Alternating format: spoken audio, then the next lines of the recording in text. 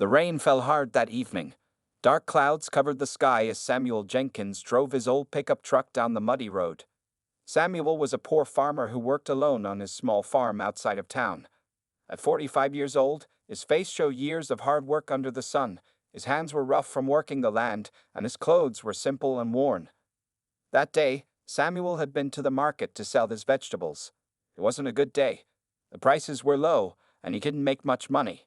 Now, as he drove home in the rain, he worried about paying his bills. The farm hadn't been doing well for a long time. Samuel drove slowly because the road was slippery. As he came around a bend, he noticed something unusual at the small bus stop. Through the rain, he saw a splash of white that seemed out of place. He slowed down even more to look. There, sitting alone on the bench, was a young woman in a wedding dress. She was soaking wet, and her head hung low. Samuel couldn't believe his eyes. Who would leave a bride at a bus stop in this weather? He pulled his truck over and rolled down his window. "Miss, are you okay?" he called out. The woman looked up. Her makeup was running down her face, mixed with tears and rain.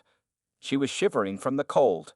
For a moment, she didn't answer, just stared at Samuel with sad, tired eyes. "The next bus isn't until morning," Samuel said. "You'll get sick sitting out here all night." Finally, the woman spoke. "I have nowhere to go," she said in a quiet voice. Samuel learned her name was Maria Chen. She was 28 years old. That morning, she had been ready to marry her fiancé, a rich businessman from the city. But 1 hour before the wedding, he sent her a text message saying he couldn't marry her. He didn't even have the courage to tell her face to face. When Maria told her family what happened, they were angry and embarrassed. Instead of supporting her, they blamed her. Her strict father told her not to come home. With no money and no friends nearby, Maria had taken a bus to this small town, hoping to find a cheap place to stay. But when she arrived, she found that the only hotel was closed for repairs. "I didn't know what else to do," she explained, her voice breaking. "I thought I would wait until morning and figure something out." Samuel wasn't a man who got involved in other people's problems. After his wife died 5 years ago, he kept to himself. The neighbors called him the lonely farmer because he rarely talked to anyone. But seeing this young woman abandoned and alone in the rain touched something in his heart. "Look," he said after a moment, "I have a spare room at my farmhouse. It's not fancy, but it's dry and warm. You can stay tonight and sort things out tomorrow." Maria looked at him with suspicion. "Why would you help me? You don't know me." Samuel shrugged. "My mother taught me to help people in trouble, that's all." After thinking for a minute, Maria nodded. She had no better options.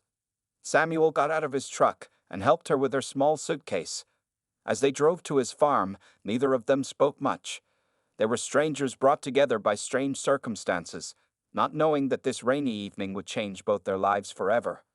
The old truck bounced along the country road, taking them to Samuel's farm, a place that would soon become the setting for a story that would amaze everyone in town. Samuel's farmhouse was small and simple. It sat on 10 acres of land with fields of vegetables, a few fruit trees, and an old barn. As he parked the truck, Maria looked at the modest house with uncertainty. The wooden porch had a rocking chair and some potted plants that needed attention. "It's not much," Samuel said as he opened the door for her, "but it's clean and safe." Maria stepped inside, still wearing her wet wedding dress. The inside of the house was neat but showed signs of a man living alone. The furniture was old but well kept. Pictures hung on the walls, most of them showing Samuel with a woman who must have been his wife. "Let me find you some dry clothes," Samuel said. He disappeared into a bedroom and returned with a stack of women's clothing. "These were my wife's. She passed away 5 years ago. I think they might fit you." Maria took the clothes with shaking hands. "I'm sorry about your wife," she said softly. Samuel showed her to the bathroom where she could change. While Maria cleaned up, he went to the kitchen and started making a simple dinner. He wasn't much of a cook, but he could manage soup and sandwiches. When Maria came out of the bathroom, she looked different. She had washed off her ruined makeup, and her long black hair was wrapped in a towel. She wore a simple blue dress that was slightly big for her. Without the fancy wedding clothes, she looked younger and more vulnerable. "Feel better?" Samuel asked. Maria nodded. "Yes, thank you." The hot shower helped. They sat down to eat dinner. At first, they ate in awkward silence. Then Samuel asked, Do you have friends or family you can call? Maria stared at her soup. Not really. My parents are very traditional. They spend a lot of money on the wedding. When my fiancé, David, left me, they said I brought shame to the family. Her voice was steady, but her eyes showed her pain. My friends are mostly his friends. I don't think they'll help me now. Samuel didn't know what to say. His life on the farm was simple and lonely, but at least he had his independence. This young woman had lost everything in one day. What will you do now? He asked. Maria shook her head. I don't know. I have some money saved, but not much. I'll need to find a job and a place to stay. She looked up at Samuel. I can leave first thing in the morning. I don't want to bother you. Samuel thought for a moment. He wasn't used to having people around anymore. But something about Maria's situation touched him. He remembered how alone he felt after his wife died. You can stay a few days if you need to, he said. Until you figure things out. The spare room isn't being used anyway. Maria looked surprised. Why would you do that for a stranger? Samuel shrugged. Sometimes people just need a little kindness. That's all. After dinner, Samuel showed Maria to the spare room. It was small but cozy, with a single bed, a dresser, and a window that looked out over the fields. Thank you, Maria said, standing in the doorway. Not many people would help someone like this. Get some rest, Samuel replied. Things might look better in the morning.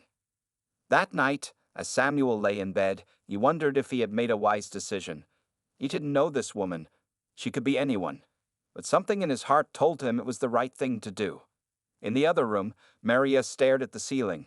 Just that morning, she had expected to be spending her wedding night in a luxury hotel. Instead, she was in a stranger's farmhouse. Her life completely changed. She closed her eyes and, for the first time that day, felt safe enough to really cry. Neither of them knew it yet, but this simple act of kindness would lead to changes neither could imagine. Days passed, and Maria's short stay began to stretch longer. Every morning, she would tell Samuel that she would leave soon, and every day, he would shrug and say, "No rush." The truth was, Samuel had grown used to having someone else in the house. After years of silence, the sound of another person moving around was strangely comforting. One week after Maria arrived, Samuel found her at the kitchen table early in the morning.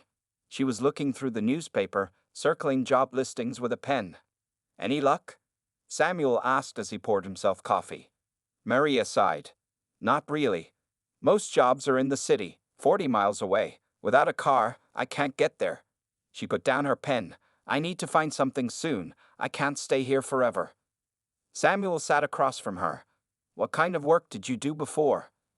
I have a business degree, Maria said. I worked as an office manager for 3 years. Then I met David. He didn't want me to work after we got married.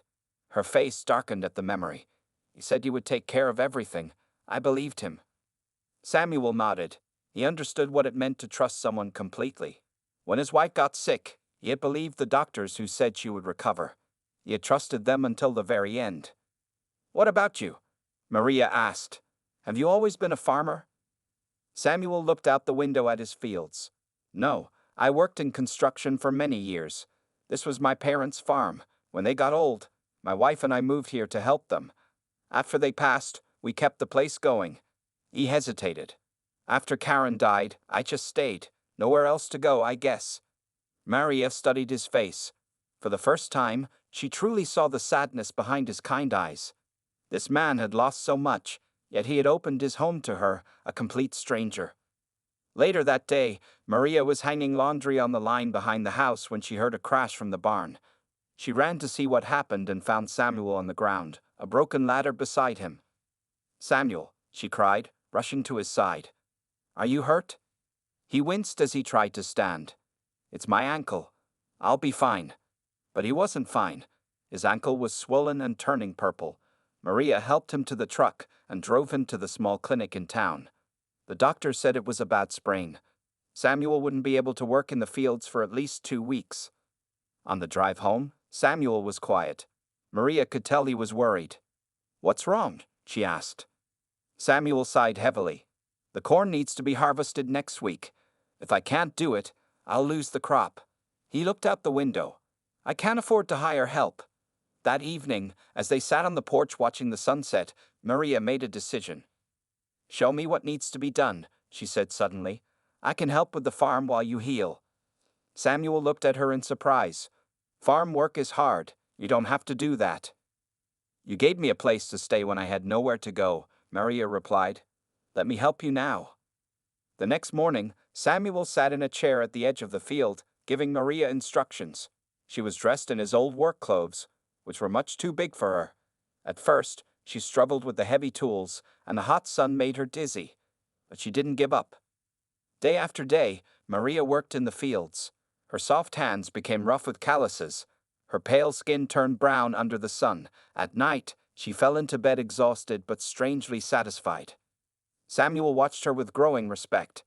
This woman who had been abandoned in her wedding dress was stronger than anyone could have guessed.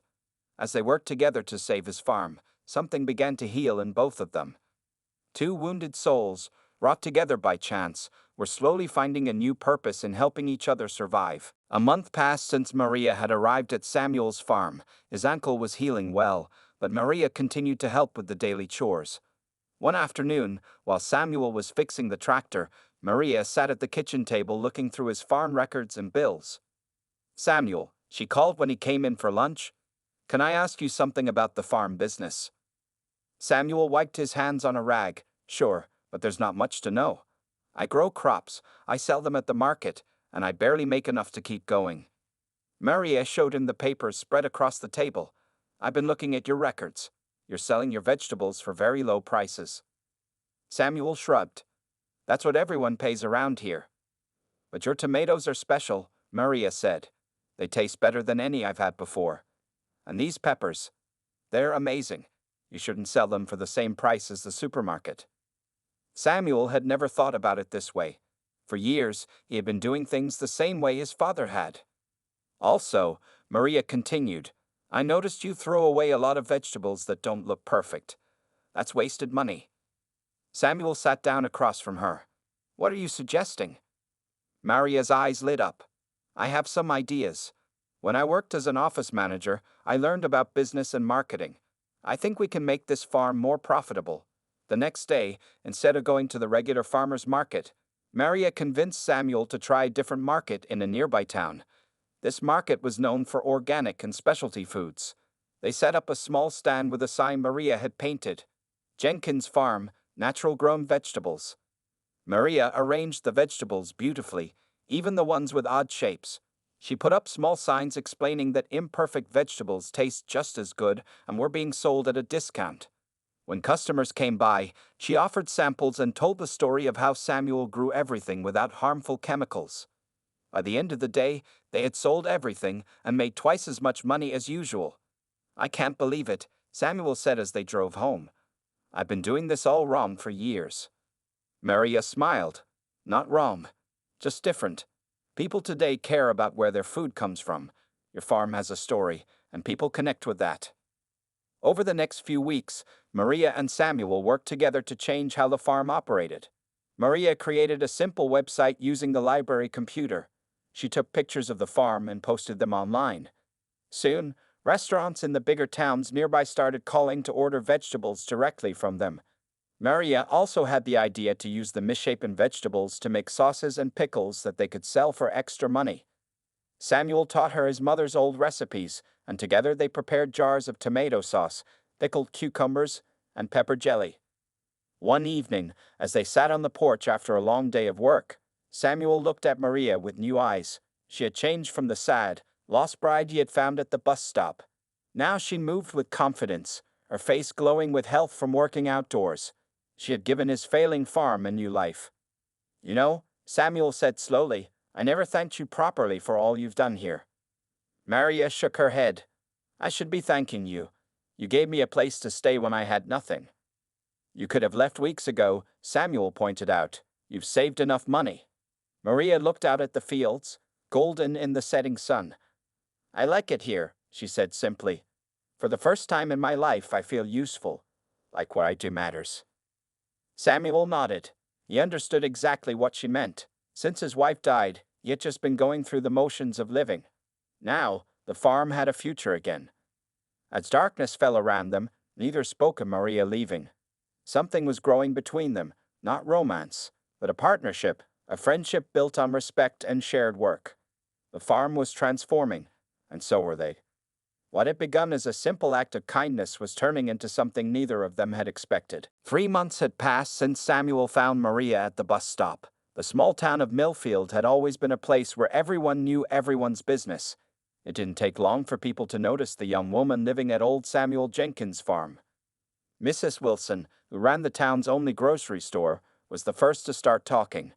She had seen Samuel and Maria shopping together, laughing as they picked out ingredients for their homemade sauces.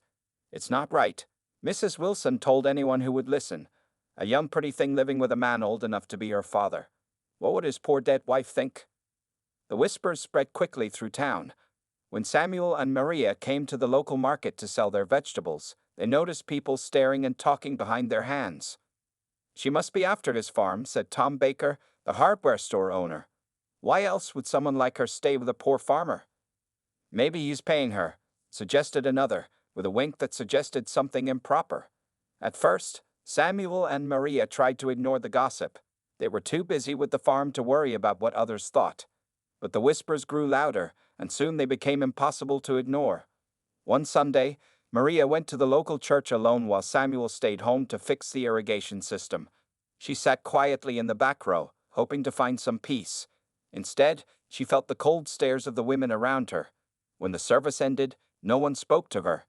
As she walked out, she heard someone whisper, "Gold digger." Maria returned to the farm with tears in her eyes. Samuel found her sitting on the porch steps. "What happened?" he asked, sitting beside her. Maria wiped her eyes. "They hate me, Samuel, the whole town. They think I'm taking advantage of you somehow." Samuel's face darkened with anger. "That's ridiculous. You've worked harder than anyone to help this farm." "Maybe I should leave," Maria said quietly. "Find somewhere else to go. It would be better for you." Samuel stood up suddenly. "No, this is your home now too. You earned your place here." The next day, Samuel drove to town alone. He marched into the grocery store where Mrs. Wilson was working the register. "Mrs. Wilson," he said loudly, so everyone in the store could hear, "I'd like to set something straight." The store went quiet. Samuel rarely raised his voice or confronted anyone.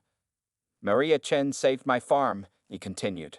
"Before she came, I was about to lose everything. She works from sunrise to sunset. She's honest and kind, and I won't have anyone in this town speaking badly of her." Mrs. Wilson's face turned red. "We're just concerned for you, Samuel. You don't know anything about this woman." "I know everything I need to know," Samuel replied firmly.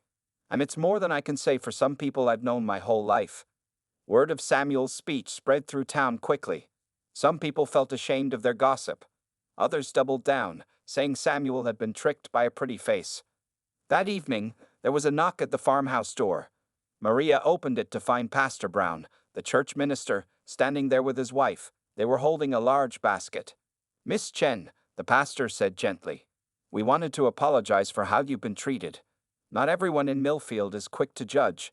He handed her the basket, which was filled with homemade bread, jam, and a welcome card signed by several church members. Maria invited them in, and soon they were sitting in the living room while Samuel poured coffee. As they talked, the pastor and his wife saw the obvious respect between Samuel and Maria, and the pride they both took in what they had accomplished with the farm. When they left, the pastor shook Samuel's hand firmly. "You are right to stand up for Miss Chen," he said. "Sometimes this town forgets what it means to be neighborly." As Samuel and Maria watched them drive away, a weight seemed to lift. They knew not everyone would accept their unusual partnership, but they had allies now. The whispers would continue, but they would face them together. "Thank you for defending me," Maria said softly. Samuel smiled. "That's what friends do." 6 months had passed since Maria arrived at Samuel's farm. The gossip in town had mostly died down, especially after people saw how the farm was thriving. Jenkins' farm vegetables were now being sold to restaurants in 3 nearby towns. Their homemade sauces and pickles were so popular that they could barely keep up with orders. One cool autumn evening, Samuel and Maria sat at the kitchen table going over their accounts. The harvest season had been good to them. "Look at this," Maria said, pointing to their sales records. We've made 3 times more money than the farm did last year. Samuel nodded, still amazed by how much had changed.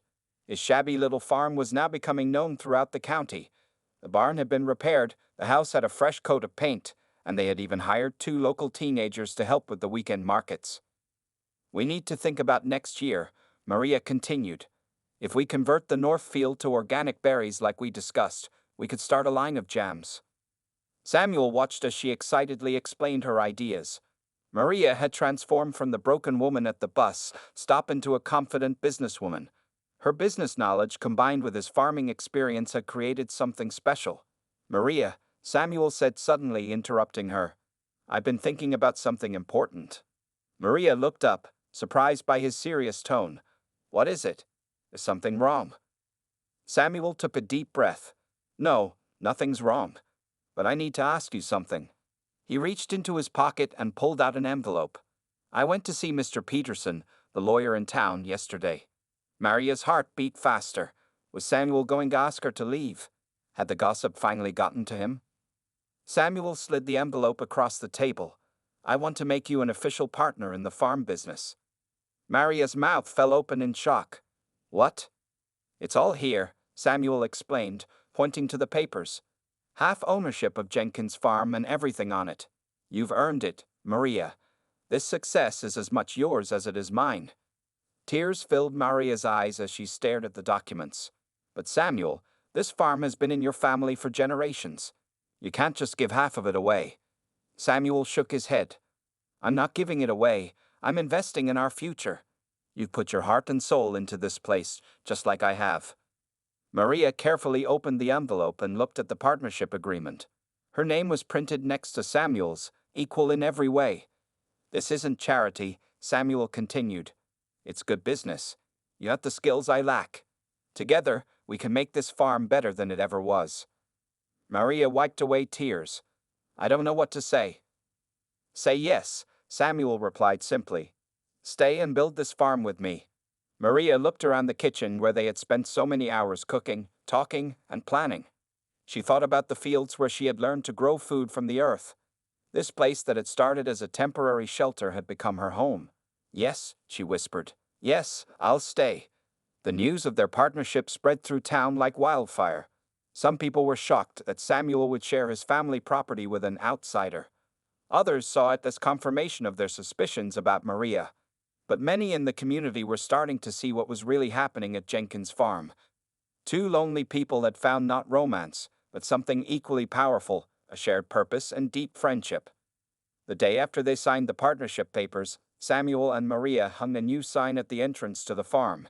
It read, Jenkins and Chen Family Farm, growing good things together. As they stood looking at the sign, Samuel turned to Maria. My grandfather used to say that land knows who loves it. This farm was dying when I was alone. Now it's coming back to life. Maria nodded, understanding completely. Sometimes the family you choose is stronger than the one you're born into. What had started as a simple act of kindness on a rainy night had developed into something no one could have predicted, a partnership that would change not just their lives, the whole community around them. 8 months had passed since the rainy evening when Samuel found Maria at the bus stop. Jenkins and Chen Family Farm was becoming well known in the county. Their organic vegetables and homemade products were selling in stores across 3 towns. The farmhouse had a new roof, and they had purchased a second-hand delivery truck. Life was good. One Tuesday morning, Maria was arranging their stand at the farmer's market when she froze. Walking towards her was a tall man in an expensive suit, David Lee, her ex-fiancé. Maria, he said with a smile that didn't reach his eyes. I've been looking for you. Maria's hands shook as she put down a jar of tomato sauce. What do you want, David? You look different, he said, looking at her simple clothes and suntanned skin. Working as a farmhand now. How far you've fallen.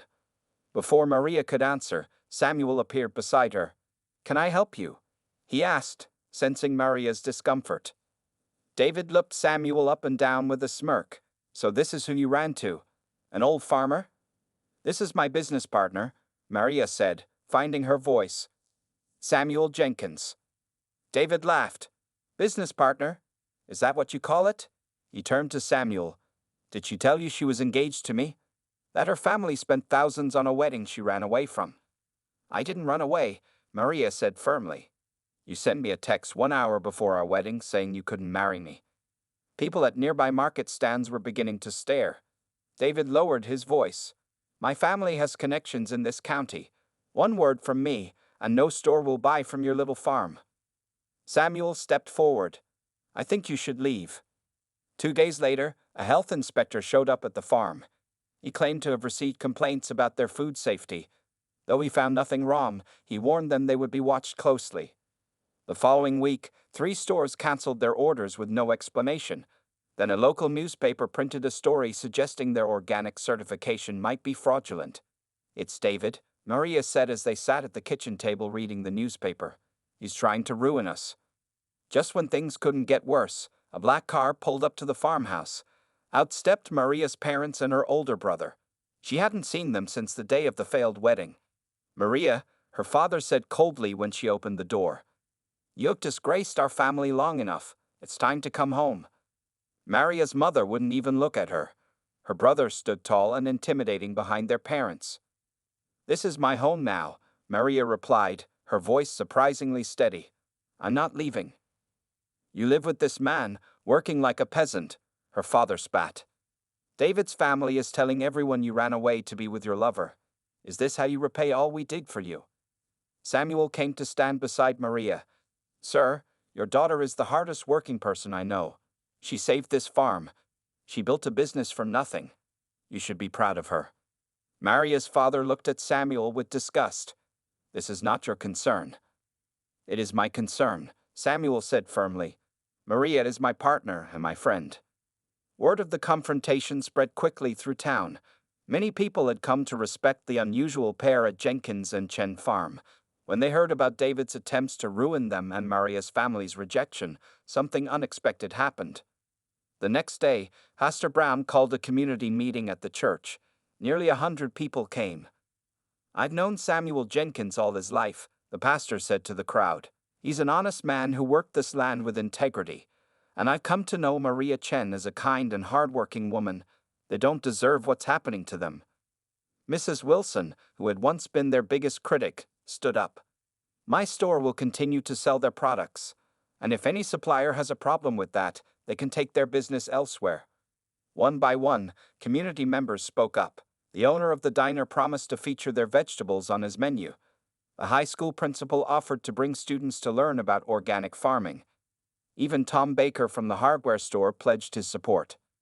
When Maria and Samuel heard about the meeting, they could hardly believe it. The community that had once whispered behind their backs was now standing firmly beside them. David's threats lost their power. Maria's family returned to the city, shocked that their daughter had found people who valued her for who she truly was. For the first time in her life, Maria understood what it meant to truly belong somewhere. 2 years had passed since that rainy night when Samuel found Maria at the bus stop. The Jenkins and Chen family farm had become a special place in Millfield. What began as a struggling farm was now a thriving business that employed 5 local people. On a warm Saturday morning, the farm was busy with visitors. Samuel had built a small farm store where they sold their vegetables, sauces, jams, and pickles. Families came from miles around to shop and let their children see the animals they had added. A few chickens, 2 goats, and a friendly old horse named Daisy. Samuel stood on the porch, watching Maria show a group of children how to plant tomato seeds in small pots they could take home. Her smile was bright as she patiently answered their excited questions. It was hard to remember she was the same sad woman in a wet wedding dress he had found that night. You two have done something amazing here, said Pastor Brown, who had stopped by with his wife. This place brings the community together. Samuel nodded. We couldn't have done it without everyone's support. Later that afternoon, after the visitors had gone, Maria and Samuel sat at their picnic table under the big oak tree.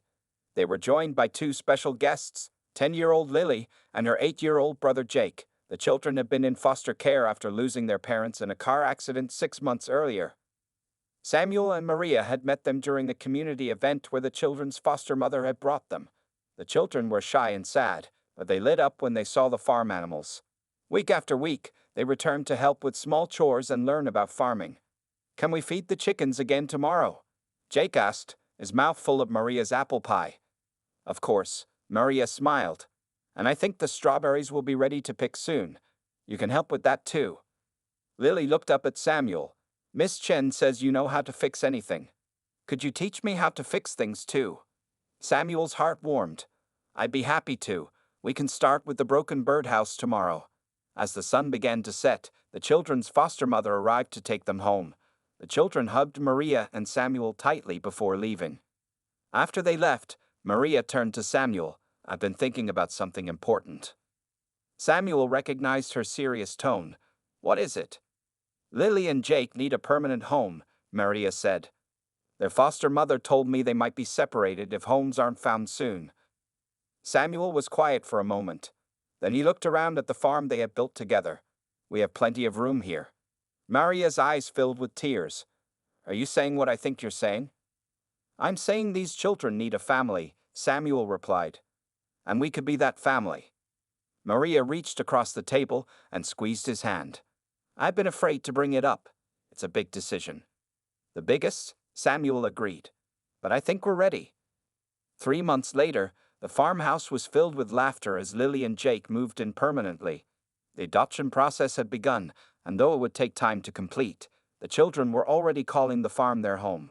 Word spread through town that Samuel and Maria had become foster parents with plans to adopt.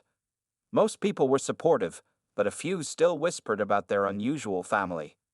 They're not even married, Mrs. Davis said one day at the grocery store. How can they raise children together? Mrs. Wilson, once their critic and now their friend, replied firmly, they have more love in that house than many married couples I know. Those children are blessed. On a beautiful Sunday afternoon, the farm hosted a community picnic. Tables were set up under the trees, loaded with food brought by neighbors and friends. Children played games in the fields while adults chatted and enjoyed the peaceful setting. Pastor Brown stood up to say a blessing before the meal. Today we celebrate not just good food and friendship, but also the newest family in our community. Samuel and Maria have shown us that family isn't always about blood or marriage. Sometimes it's about opening your heart and home to those who need it most. As Samuel looked around at the gathering, Maria teaching Lily how to serve lemonade, Jake proudly showing off the birdhouse he had fixed with Samuel's help, neighbors who had become friends. He marveled at how much had changed. From a bus stop to this, he whispered to himself, who could have imagined?